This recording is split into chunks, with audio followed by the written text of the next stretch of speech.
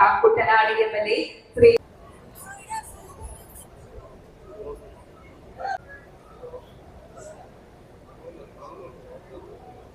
കേരളത്തിന്റെ ആദരണീയനായ മുഖ്യമന്ത്രി ഈ യോഗം കുട്ടനാടിന്റെ ചരിത്രത്തിൽ കുട്ടനാടിനെ കഴിഞ്ഞ 10 വർഷമായിട്ട് ചേർത്ത് പിടിച്ച നമുക്കറിയാം.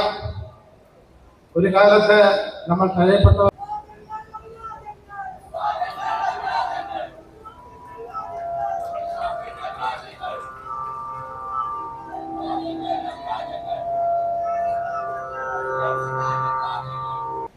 ദേശീയപാതയുമായി ബന്ധപ്പെട്ട ഒരു കാര്യവും നടക്കില്ല എന്നതായിരുന്നു 2016 മുൻകൂട്ടി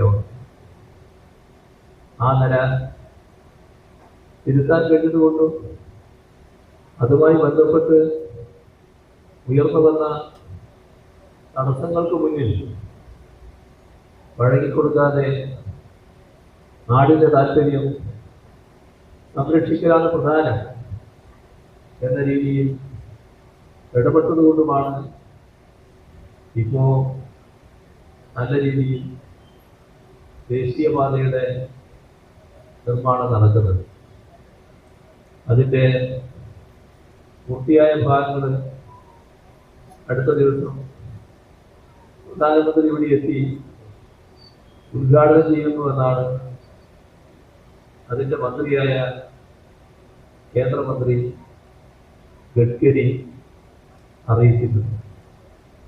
അപ്പോൾ ഇത്തരം മാറ്റങ്ങൾ നമ്മുടെ നാട്ടിൽ വന്നപ്പോൾ അതിൻ്റെതായ ഗുണം ജനങ്ങൾ അനുഭവിക്കുക.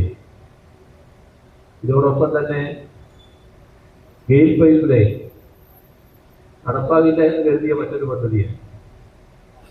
നമ്മോടൊപ്പം ആരംഭിച്ചവർ എല്ലാ സംസ്ഥാനങ്ങളും പൂർത്തിയാക്കിയിട്ടും നമുക്കതിൻ്റെ തുടക്കം കുറിക്കാൻ പോലും കഴിഞ്ഞു.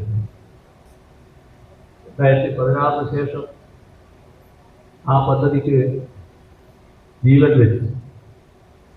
ആ പദ്ധതി നേരത്തെ തന്നെ പൂർത്തിയായി. ഓരോ പദ്ധതികളുടെയും ശിലാഫലകങ്ങൾ അനാച്ഛാദനം ചെയ്യുകയാണ്.